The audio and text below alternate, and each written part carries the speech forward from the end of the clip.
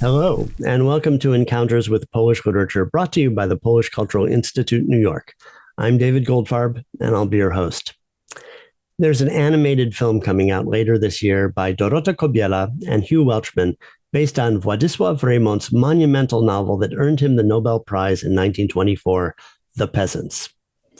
In their earlier film, Loving Vincent, about Vincent van Gogh, every frame of the film is hand-painted, as it is in this new film. The trailer, which we'll link to on the introductory page for this episode, looks absolutely stunning. In conjunction with the release of the film, Penguin in the UK has commissioned a new unabridged translation of Reymont's novel by Anna Zaranko, and that's the subject of today's episode. The Peasants, originally published in 4 volumes between 1904 and 1909, gives us a focus to talk about the pastoral and the image of the countryside, which is a major theme in Polish literature. And as it happens, is an important topic in some of our recent discussions and in those that are coming up soon.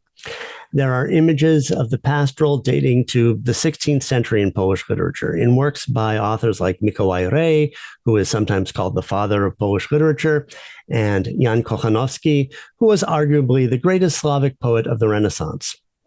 In Polish Neo-Latin poetry, did you know there was Polish Neo-Latin poetry? One of my favorite works is Mikołaj Husowczyk's Song of the Bison, published in 1522, and translated from Latin in a critical edition by Frederick Booth in 2019, which is accessible through JSTOR if you happen to have access to a research library. These are all authors we're considering for future episodes of Encounters. Among works we've discussed thus far, in the 19th century, there is Adam Mickiewicz's Pan Tadeusz, of course, often considered the Polish national epic, which makes an appearance in Reymont's novel, though it isn't named, actually. Late in The Peasants, an attraction develops between the main character, Jagna, the object of many men's desire in the village of Lipce, where it takes place, and a young priest in training named Jasio. And he's reading to her under a tree. Of fields and crops he read, of some manor standing in a birch grove. It seemed to be about a squire's son who'd just come home, and of a manor young lady sitting with children in the garden. That's the end of the quote. Of course, this is all very familiar to Jagna, who has grown up in a rural village in Poland's Russian partition, and she'd rather hear a story about kings and dragons and phantoms. Jasio isn't too happy about that. 2 episodes ago, we discussed a peasant uprising in the Ukrainian lands in our episode on Henryk Sienkiewicz's novel With Fire and Sword. But Rej and Kochanowski are writing about the countryside more from the position of the gentry living in a manor house. And Mickiewicz is writing nostalgically about a world that is already lost after the partitions of Poland at the end of the 18th century. And for Sienkiewicz, there's an us-them divide between the Polish landlords and Ruthenian peasants and Cossacks on the other side. Reymont was born after the 1863 uprising against Russia and is writing in the context of realism and in response to the naturalism of Émile Zola, which he may not have been able to read directly, but was widely reviewed in the press, so he knew something about it. Coming from a family of church organists, Reymont was not a peasant himself, like the Ukrainian poet Taras Shevchenko, for instance, whom we've discussed on this program.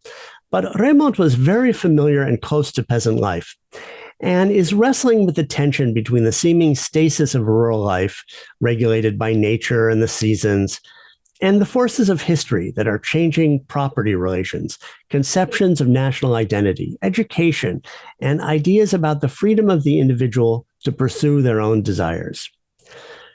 Reymont also isn't afraid to explore the dark side of the pastoral in the form of ritualized violence. If you know American writer Shirley Jackson's short story, The Lottery, you're familiar with the genre. In Polish culture, I'd recommend the powerful 2011 film by Anka and Wilhelm Zasnal, It Looks Pretty from a Distance, which in retrospect, I think must have had Reymont as one of its influences.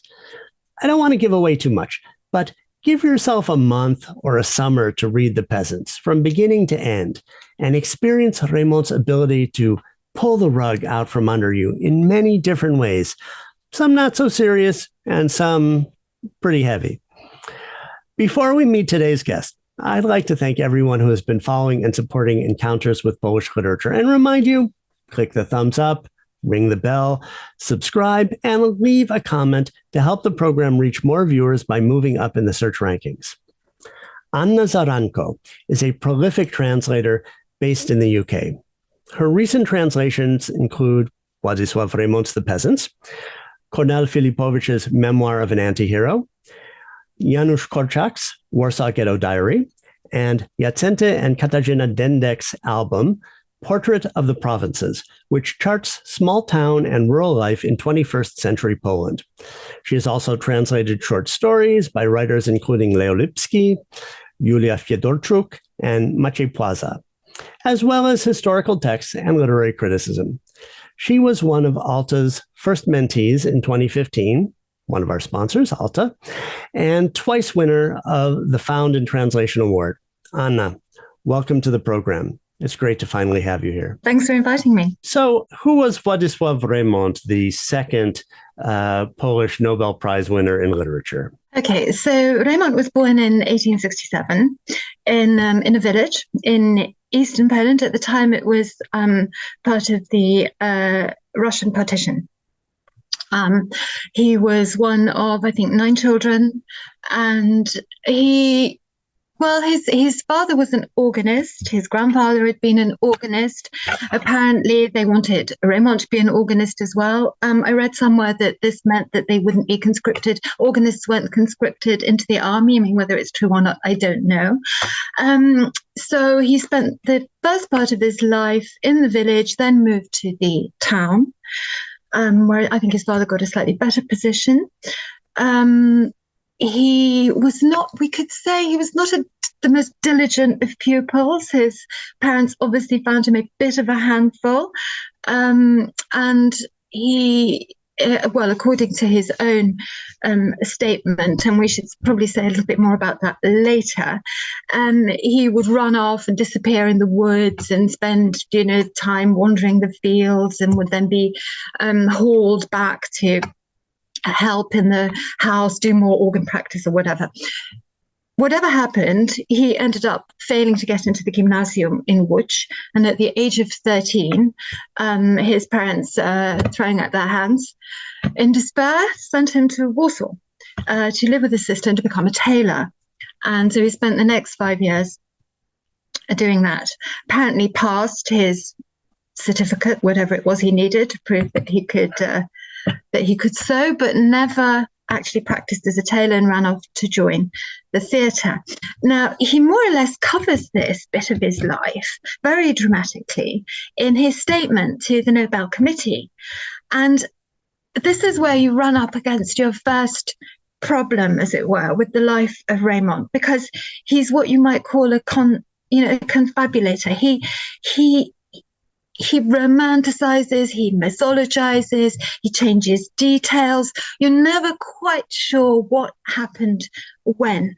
But what we do know is that apart from a stint in the theatre, which was not very successful, first of all, he suffered from stage fright. He didn't have much stage presence. He was short-sighted, didn't really go with the image of the romantic, dramatic hero. Famously, there's one anecdote about how he has to make a dramatic exit from the stage and ends up walking into a wardrobe. Because he didn't want to wear his glasses, his voice is quite weak, so it doesn't work out. And he ends up coming home and having to work on the railways. And so I think it's a job his father found him. So he works on the railways for a while. He lives in a peasant hut in considerable hardship, apparently. He has 12 kilometers of railway track to look after, that he has to make sure is in working order and all of that. He says he spends his money and his time reading magazines that he orders from Warsaw. He sits in the inn listening to people, to the peasants, talking, and he writes feverishly. He says he lives on tea and bread. If we're to take his own account, literally, he wrote plays, he wrote poetry, he wrote novels. I mean, but he is also sending short stories to. Didn't his brother beg him to stop writing poetry? Yes, he wrote poetry, it says, until his brother begged him to stop. Yes, he also had some drawing skill. He had, he's obviously talented, but very restless. He also fell in with spiritualists, so he was a medium for a while. That's a quite interesting separate tale. She did come up in his fiction at some point, but eventually he does get some short story published, and he decides to move to Warsaw. I think that's in 1893. He moves to Warsaw in November. He says he lives in a room with 4 other people. He has holes in his shoes. He has to sit in the church opposite his house in order, to be warm or to have somewhere to write. He says he doesn't get a proper meal until the following April.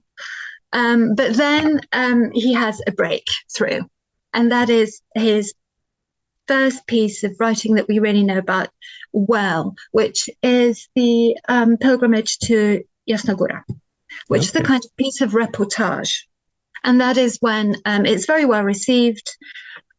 And that's when he decides he's going to write novels. So his life up to then is quite difficult to pin down in its details. But after that, because we've got the publication dates, it's easier to fit in what he's doing around the publication dates of his novels, if you see what I mean. Right. I mean, in the little bio that he wrote, it's worth reading because it's so dramatic, for the Nobel Committee. And all the Nobel bios are on the Nobel website. Yeah, they are. You can read it. Yeah. Absolutely. He says he dismisses. He says he talks about himself until the age of 12, and then after that he says, well, nothing happened between 12 and 20. I mean, it's just an absolute nonsense. But that's what he says. We should talk about his influences. He says he was apparently, by his own account, incredibly well read by the age of 9. He read Sienkiewicz, he read Kipling, he read Walter Scott, he read Lila Veneda by moonlight at the age of 6 in one go, apparently. So I mean, it tells you something about Reymont, the way he tells us about his life is as important as what he says about it. If you see what I mean? Yeah. So let's jump ahead. He writes a number of important works: the Comédienne, the Promised Land, Ziemia Obiecana, which was made into a famous film by Andrzej Wajda, and the work that you've recently translated, a monster of a book about 900 pages, called The Peasants, which describes a full year. It's 4 volumes over the 4 seasons, in a village called Lipce, which is not perhaps unlike the village where he worked as the assistant to a railway station whatever you call that person, a brakeman or something like that. So tell us a little about the novel. What's it about, and why translate it now? As you said already, it's very long. It's divided into 4 volumes. It begins in the autumn. It ends in the summer. So it's covering the cycle of the agricultural year and also of the liturgical year. That's quite important because we follow the peasants through the feasts and fasts of the church, so Christmas, Easter, Pentecost, along with the other traditions that they I suppose more folk traditions that not superstitious exactly, but that are part of their lives throughout the year. There's also the human cycle, if you like. So we have from birth to death, with weddings, christenings, everything in between.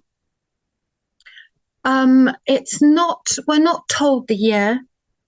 We know it's set in the 1880s. That's quite deliberate. It's supposed to be, one year out of any year in the ongoing life of the peasant. And there's a huge cast of characters. But I should say one more thing actually about the structure, which I think is quite significant, and that is, it's entirely self-contained.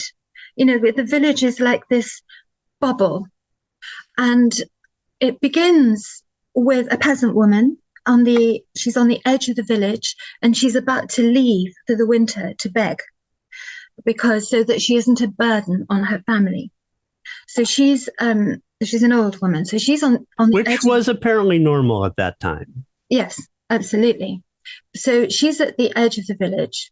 Although not everybody wants to send their old people out like that. I mean, Hanka is really adamant that her father should not beg, and he's the one who wants to. But anyway, that's just right. So we've got this peasant woman at one end, and it ends with another beggar, a man at the other end who's also on his way out of the village. So it begins and ends on the edge of the village. I think that's quite important. And both of them begin and end with a blessing. So the very first words are "Praise be Jesus Christ," and the very last words of the man are "Go with God, dear people." And the whole, so it's a kind of liminal moment. It's on the edge of the village. It's kind of liminal in the sense of between, secular and transcendent, or time, as it were, because it's a blessing. And the whole village is contained in the middle. And then, there's total mayhem. There are passions and betrayals, jealousies, murder. But as it says in the introduction by Ryszard Koziołek, a lot goes on, but nothing actually happens. I think that's quite important. An awful lot seems to go on, but what actually happens? It ends just as it begins, in this kind of static, suspended moment, so that you are led to, how can I put it? You're led to think of it as somehow suspended, eternal, changeless epic of peasant life. Do you see what I mean? Yeah, but it seems like there are a couple of different sides to that. On the one hand, we don't know exactly the year, but we know we're a certain number of years out from the uprising of 1863. Because there are in the Jadim moment, this is where Kuba's relatives are laid, and absolutely. So we have like the declining aristocracy, the declining gentry, right? And that's like a historical movement, right? That's so it's like history is there, and yet you can contextualize it. You can certainly contextualize it, but I think he didn't want to pin it down to one particular year and therefore turn it just into an historical novel.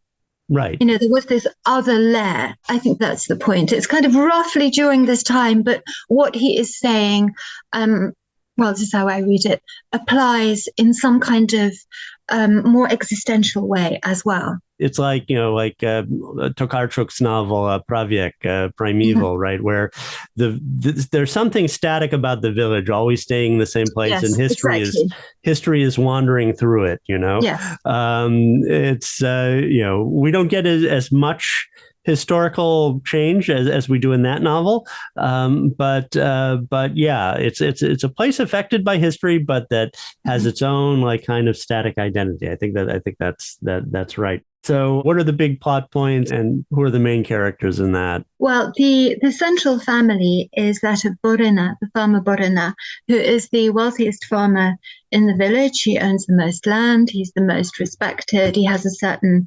authority. And then there are, the sort of standard figures you'd expect.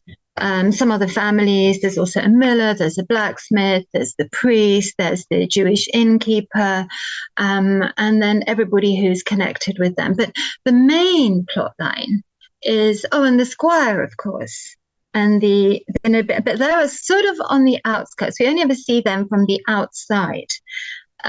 We never get their point of view, and we don't have flashbacks either. Not really. We have people reminiscing, but there are no the flashbacks are not part of the structure. So we've got Borina, his second wife has died. Things at home are not quite as comfortable as they are when there's a wife in the house. So he decides that he should marry again. And the girl that he chooses is considerably younger than him, which is not unusual for a widower. But apparently the peasants did frown on age differences, something I hadn't known before. So it's another novel about a man in possession of a fortune in need of a wife. Well, yes, except that she also has a fortune. She also has a fortune, so she doesn't need to marry Borina. No. This is one of the interesting things about Yagna, of course. But so he settles on Yagna, who is the most beautiful girl in the village.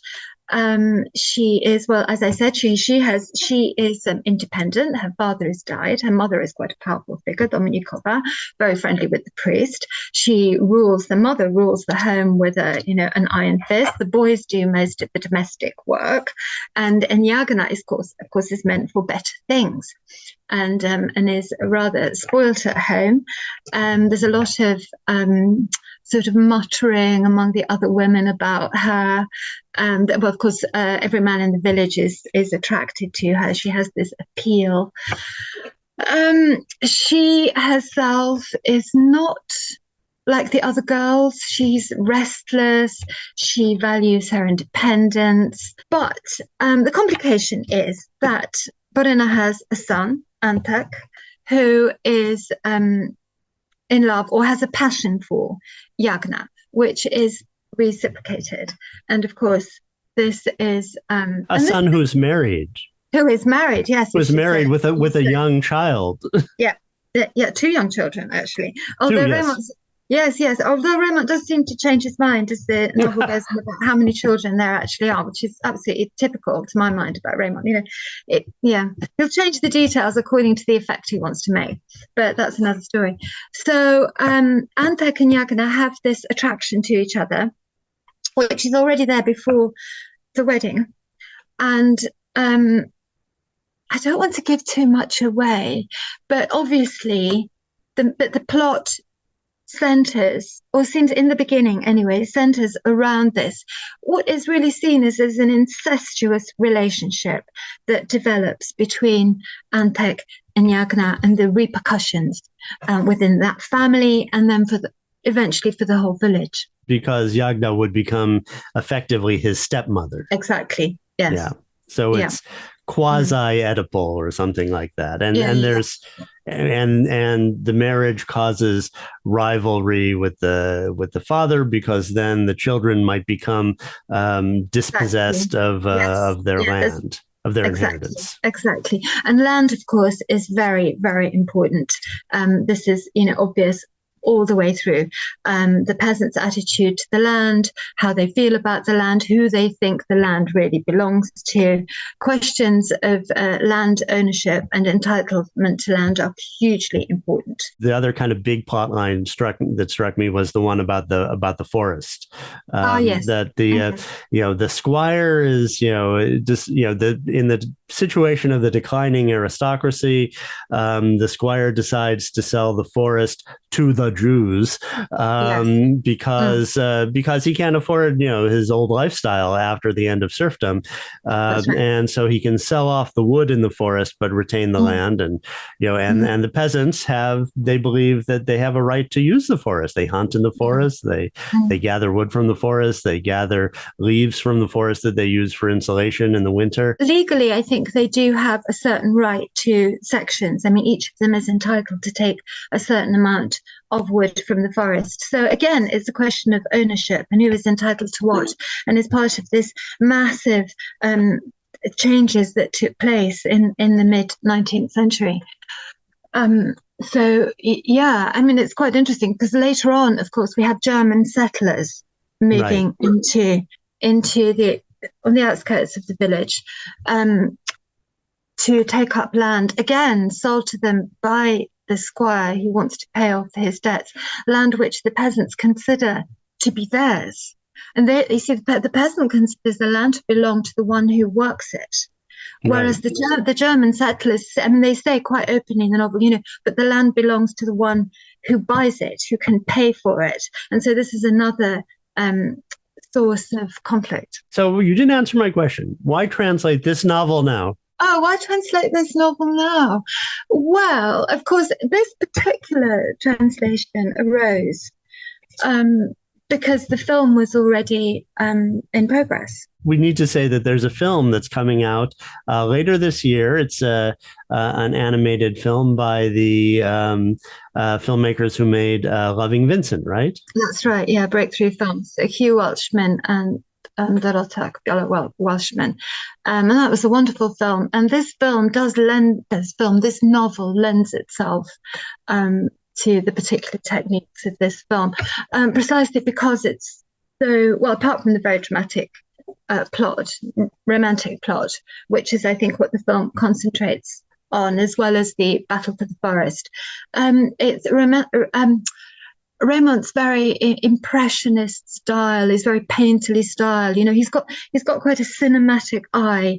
So the techniques in making that kind of film are eminently suited for this, adapting this novel. So from the trailer that's out, it's a very painterly film. I mean, it's an animated, painted film. Right. And we'll include the link to the trailer in the introductory page for yes, and for of course episode. A lot of the I think there are about 70,000 frames, and Wow. they're all individual paintings produced by trained artists, and I think a lot of the scenes are based on paintings from the Młoda Polska period.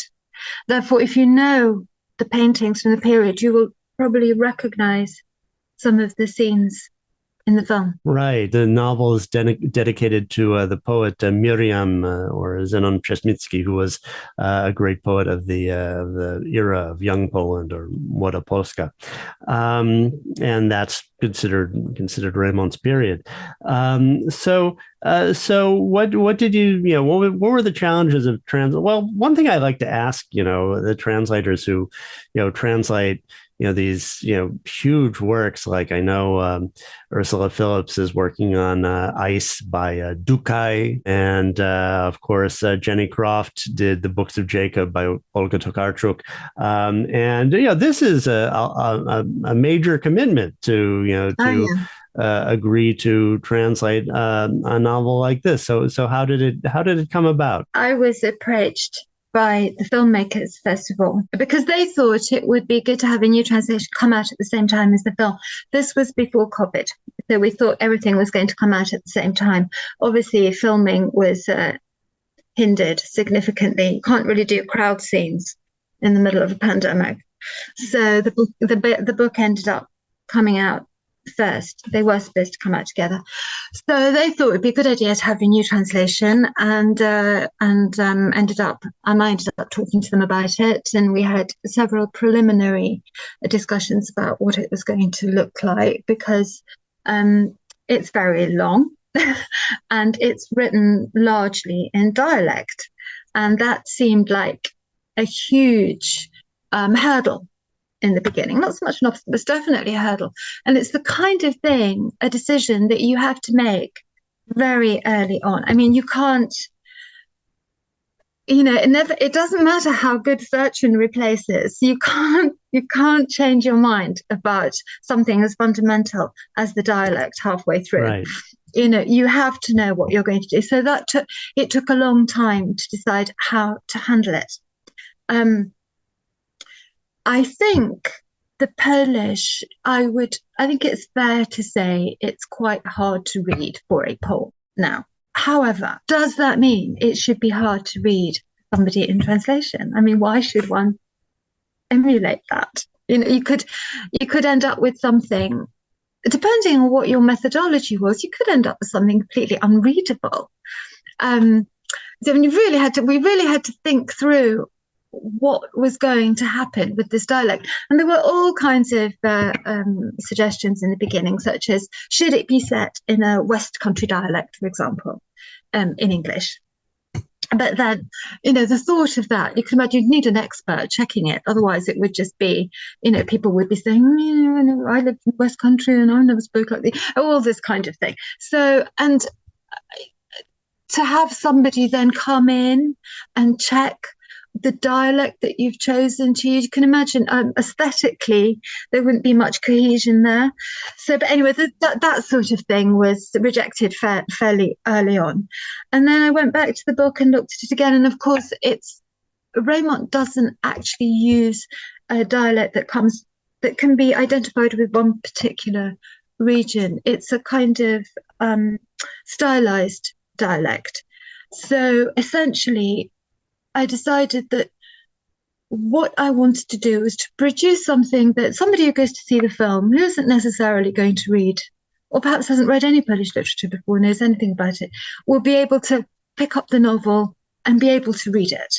That's the first thing. Secondly, I thought the most important thing was to give rather than construct a dialect, and run the risk of it being a kind of pastiche or sounding incredibly inauthentic. The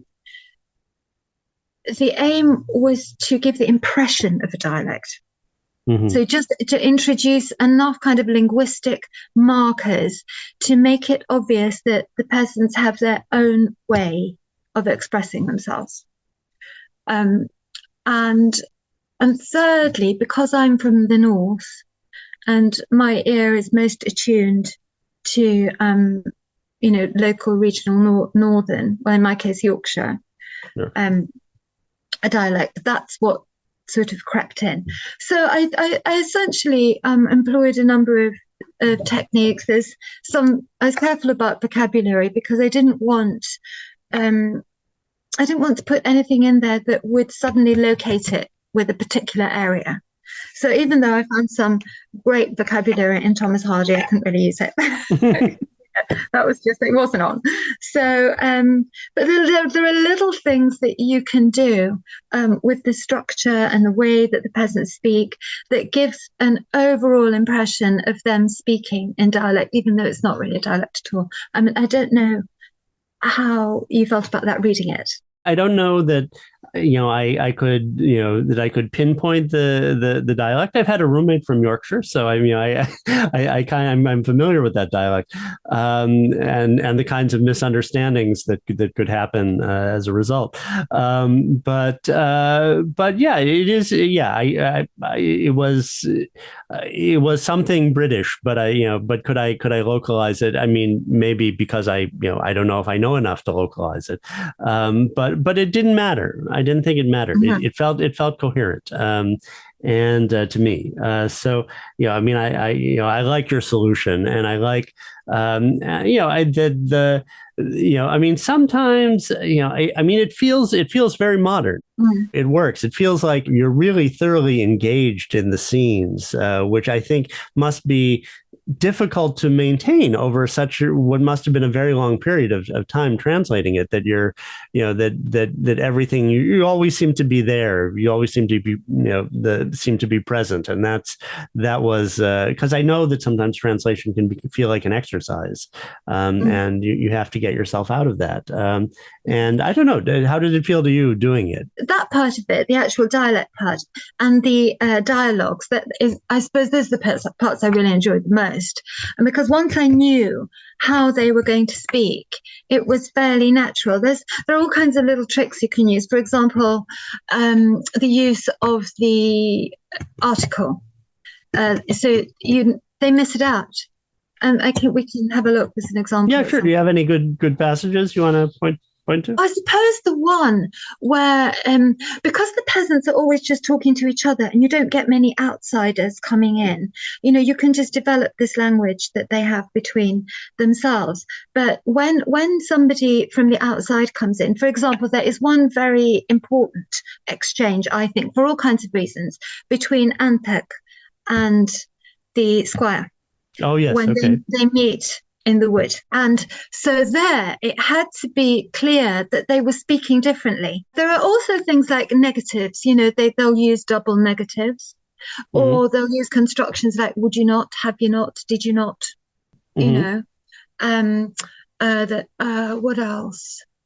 There was one word which appeared all the way through, over and over and over, which I had to find a single word for, and that was yushchi.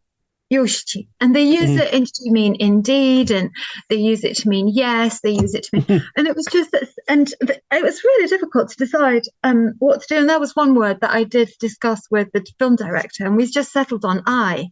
Okay. Which they use in Yorkshire, and that seemed to fit. He meets the squire, and the relationship between the peasants and the squire is also an interesting one, but maybe we can talk about that in a minute. So they're in the woods, and the squire is just riding past on his horse. They greeted each other in the usual neighbourly way. "It's a scorcher, isn't it?" the squire said, stroking his restless mare. "Sweltering. Have to be out with the sides in a week. At Modlitsa, they're already cutting the rye. It's nice to see. Brown sandy there, but the rye's come up quicker everywhere this year." The squire asked about the meeting at the chancery, and on hearing what had befallen, his eyes opened wide in amazement. "And you raised the question of a Polish school out loud, openly?" "I did. I practice what I preach, after all." "Fancy you daring to come out with it in front of the prefect. Well, well. It's clear as a bell in the decree, so the law's on my side. But how did it enter your head to ask for a Polish school?" "How indeed? Why, we're Poles, not Germans or some other sort." "Who convinced you of that?" the squire asked more quietly. Well, even from that short bit, you can already see that one of the things is, if we go back to he doesn't reply, "It's sweltering. I have to be out with the sides." He just says, "Sweltering. Have to be out with the side." So the peasants, when they're speaking, they're very terse. They omit words. Whereas the gentry, they simply use more words. Well. Yeah, but and later on, there's additional. I could go on, but I'll leave that. There's additional vocabulary that they add, so that there are all kinds of very small things that you can do, which appear to be very small, but when they come all together or in a conversation, it's subtle, but it's there under the surface all the time. So that's not particularly difficult to do. Once you've decided how you're going to do it, it results in a confrontation where Antek's starting to become something of a revolutionary, right? I mean, he's, the squire says, "What have the gentry ever done to you?" And then he responds that in Polish times, their only care for the people was to drive them to labor at the end of a whip and oppress them while they partied the whole nation away. Now everything has to begin again anew. For, I think, a lot of our audience, Reymont is controversial because mostly from the Promised Land, they've seen the film by Vida, and they've seen some negative representations of Jews as hypocrites or swindlers or overly aggressive mercantile types. Of course, the Promised Land is a novel that's a critique of capitalism. It's a critique of mercantile capitalism, and all of the characters, the Poles, the Germans, the Russians, and the Jews, all look bad in that light. But in this novel, that's not a situation, and there's some very there's some positive representations of Jews where, for instance, the priest and a local Jewish rag picker, they all greet each other by saying, "Praise God," then and it doesn't matter which God it is. And then later on, Yankel, the Jewish innkeeper, he says that of course, his father and his grandfather grew up in the village, and when the peasants do well, we do well, and of course we want everybody here to succeed, and that. and there's a certain tradition of Hasidic Jews feeling a sort of prophetic destiny, of being in Poland and supporting the revolution of 1863 and so forth. And yet there are other scenes where, there's a scene where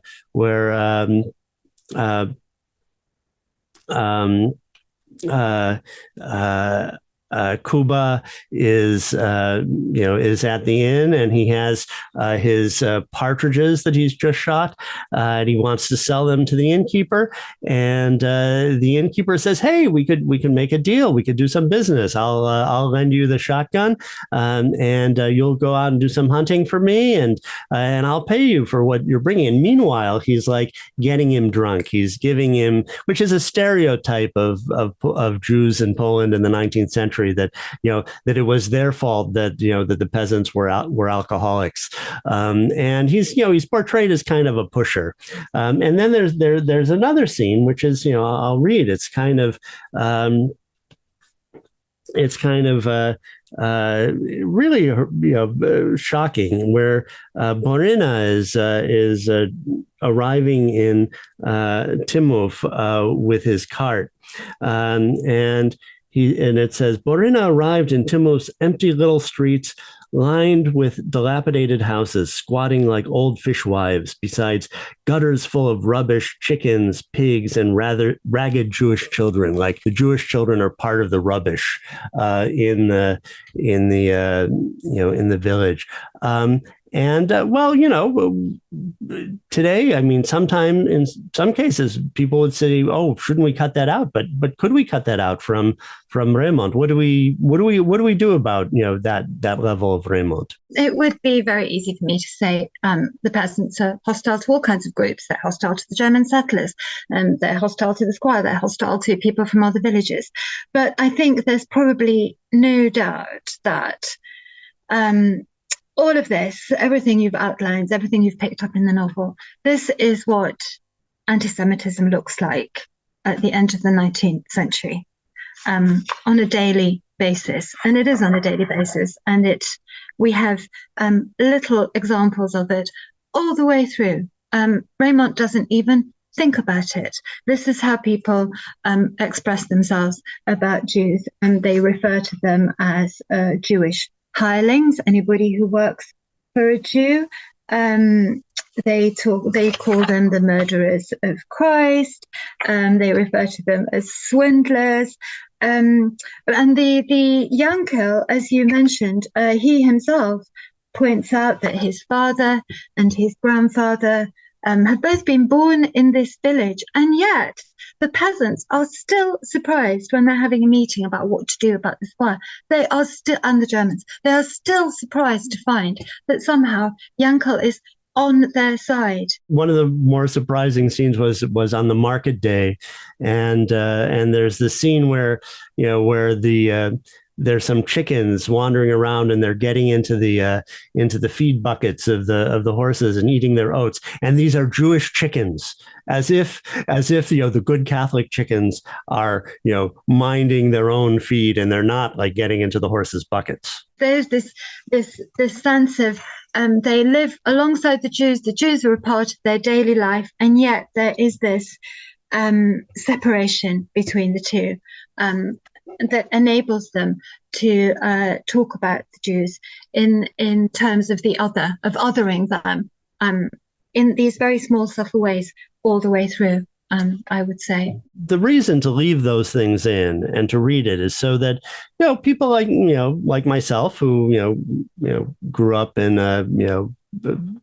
suburban existence and in the United States can find out what was it that our great grandparents were running away from in Eastern Europe when they emigrated to the United States, to the UK, to Western Europe. I mean, what was day-to-day anti-Semitism like? I would say this novel, the introduction by Ryszard Koziołek says that he's at pains to say that it's not an anti-Semitic novel. And I think by that he means it's not a politically anti-Semitic novel. It's not a novel that's about the Jews. It's not a novel that's claiming that there's a Jewish conspiracy. But it does, like include this aspect of baseline anti-Semitism that that must have existed for everybody in the Polish countryside, at least in Raymond's experience. Yes, indeed. I mean, Raymond doesn't have a program. He doesn't write from that position. He's basically noting what he sees without really thinking about it. One thing that I thought was interesting about what you've told me about your approach to translation is you see yourself as translating like method acting, and many people use that metaphor as translators use that metaphor. It's like, all right, I'm an actor inhabiting the character of this author, or inhabiting this author's character's voice for a while. And I know that certainly like some of the translators and scholars I know who, like, for instance, travel to do research. That I know Ursula Phillips to work on Naukowska visited the spa where she stayed in Switzerland. That became the basis of her novel Shuka, for instance, which we discussed in the Naukowska episode. And in terms of scholarship, that not translation, but Roman Koropecki traveled around the world visiting all the Mickiewicz sites in the year that he was writing his Mickiewicz biography, which is maybe method scholarship is method acting. So how did it work for you? What kind of experiences did you seek out to describe to translate Raymond? Quite a lot of it was translated during COVID anyway. So we were in lockdown. So, but one thing that really struck me when I was translating it was daylight. Mm-hmm. There's an awful lot in the novel about light, the gradations of light, just the light just before dawn, at dawn, after dawn, all these gradations of light that I really had to get my head around. And because there's a lot of natural description, and so it's quite important. And the peasant day and what it looked like and what on earth, you really have to think about what it was like not to have any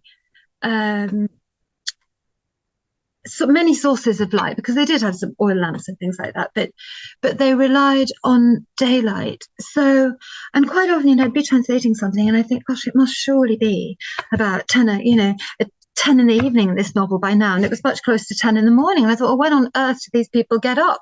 They seem to get up at like 3 a.m. or something. So I did find myself it was a period of time when I was getting up earlier and earlier and earlier and earlier. And as this was May and June, that turned out to be very early indeed. Just to experience the gradations of light. It became quite an obsession.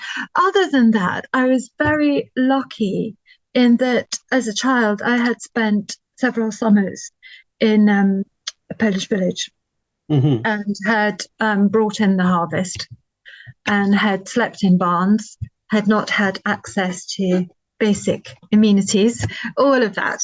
So that I did have some knowledge of what that felt like physically to live like that, even for a limited period of time. And both my parents are from that part of Poland, the eastern part close to the borders, which would have mm-hmm. been part of the Russian partition. So that all helped. I already had that in my background before I started. As far as the language was, I did an awful lot of Googling of our agricultural implements. And scansons and agricultural museums, because quite often the vocabulary, I couldn't be absolutely sure that I knew what Raymond was talking about, so I had to look for visual, just look up images and of agricultural tools, and until I found what I was looking for. I had to do a lot of looking up of flax, harvesting flax, all this kind of thing. So lots of historical agricultural documents that I had to look at, just to make, sometimes even for a very simple detail, not because he talks about it at length, but in order to not make a really stupid mistake. Right. So that took up a lot of time. One interesting thing that did happen, I found, as I was working my way through, occasionally I would get stuck. and I did not have a clue what they were talking about. And I just didn't know what they meant. Even when I used historical dictionaries, historical glossaries, and lists of words to work out what they could be, or dialect dictionaries from different regions of Poland, some list that somebody had made, so looking at the roots of words, all that kind of thing, which is incredibly time consuming. I still wouldn't know what they meant. And so I ended up highlighting these separate bits and thinking, right, okay, when I get around to a second or third draft, I'll look at this again. And then if I still can't work it out, I will phone someone. I'll get in touch with someone. I'll have to start reaching out and asking, people who've got more expert knowledge. But quite very, very often it turned out that on a second reading, it was almost as if I'd absorbed another language. I could simply understood it the second time around. I just knew what they meant. I mean, I knew what they were saying. And it was funny, when the copy editor was working on it and wanted to adjust certain things, I found myself saying, well, no, you can't do that, because Antek would never say that. Or Hanka wouldn't express herself like that. Or there is no way that would come out of Jagna's mouth. I kind of just knew how they would talk. So that was quite an interesting development. But yeah, so yeah, a lot of, again, because of the restrictions, an awful lot of looking at tools online. So there's a lot of that. Well, one of the other difficulties of the novel, of course, translating it is that it's quite repetitive. It's nothing much changes. There's a certain amount of weather. You've got a lot of weather going on. But if you've got the word cloud appearing 20 times in a paragraph, it's okay in Polish because, words are inflected and the form of the word changes a little bit every time.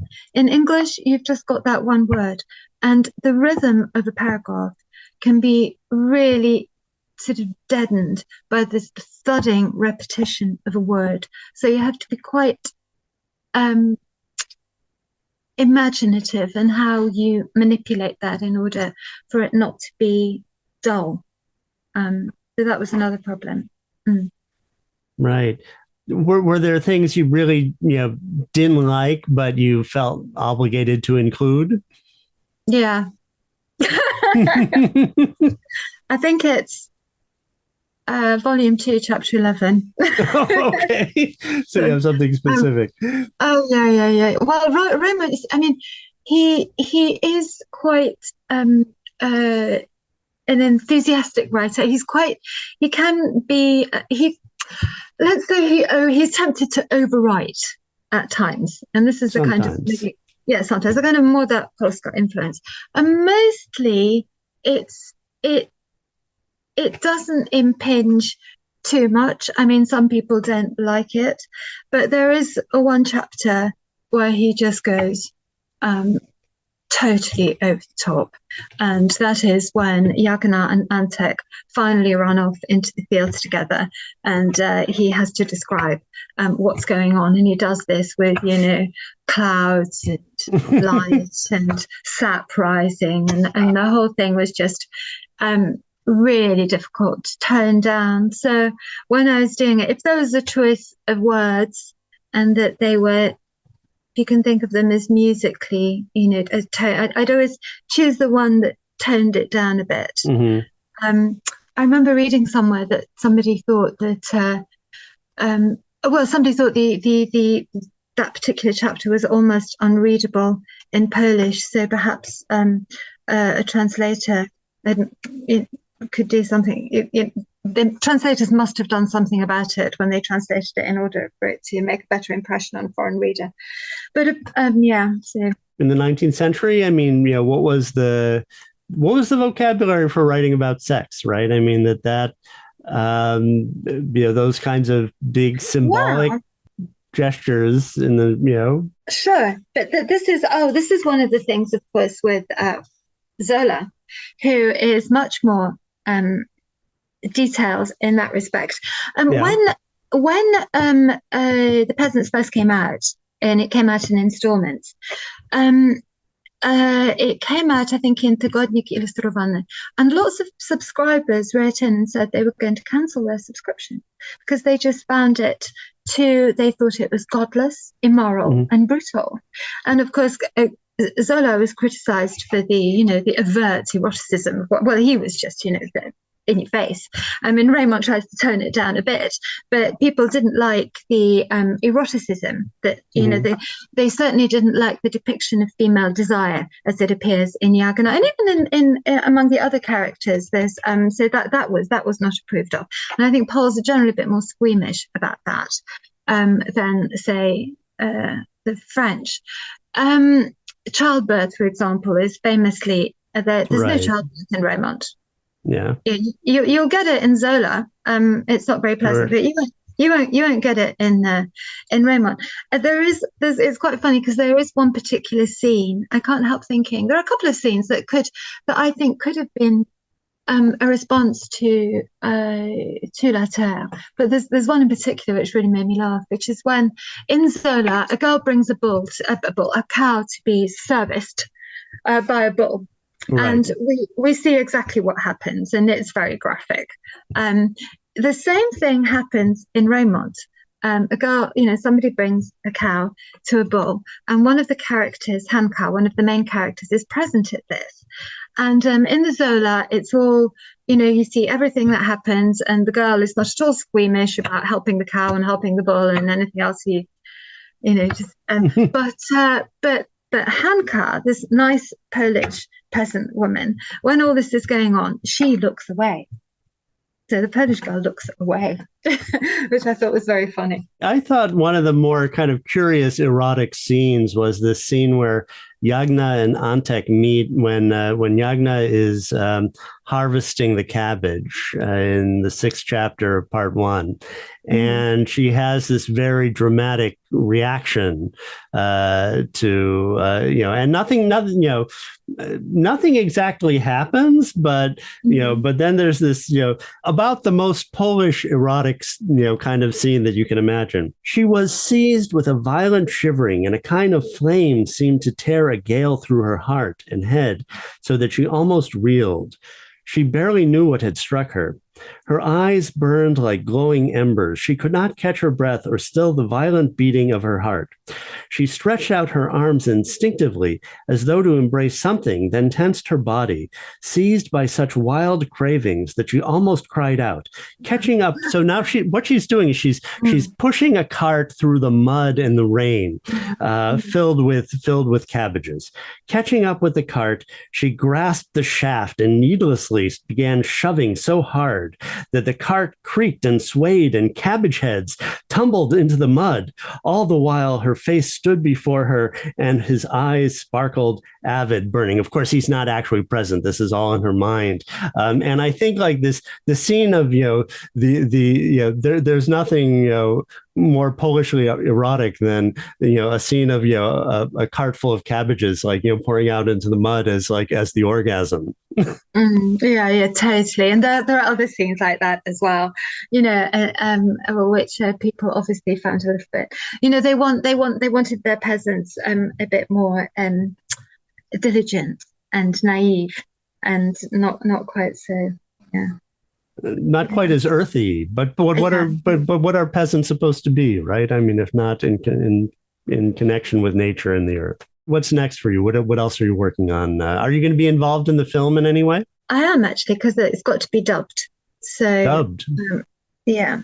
So that's the next thing. I'm supposed to be working on the dubbing of the film. The Polish version will be out in September, I think, and then the English one maybe in October, sometime this autumn. Anyway. Okay. So that's the Peasants.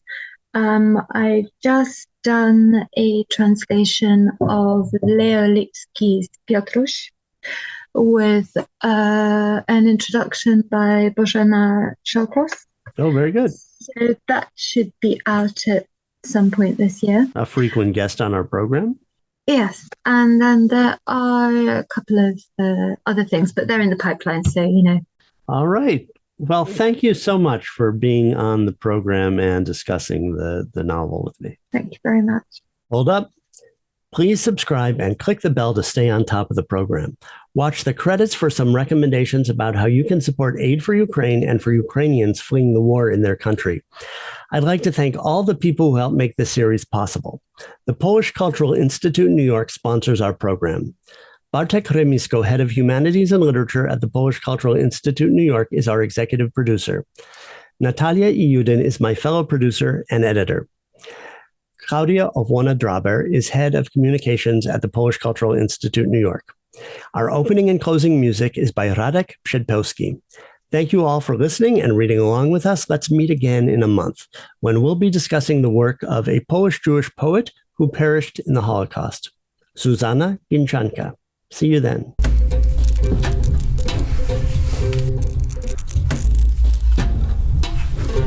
Jest to szary dzień, jak zawsze w tej okolicy. Cała sceneria wydaje się chwilami fotografią z ilustrowanej gazety. Tak szare, tak płaskie są domy, ludzie i pojazdy.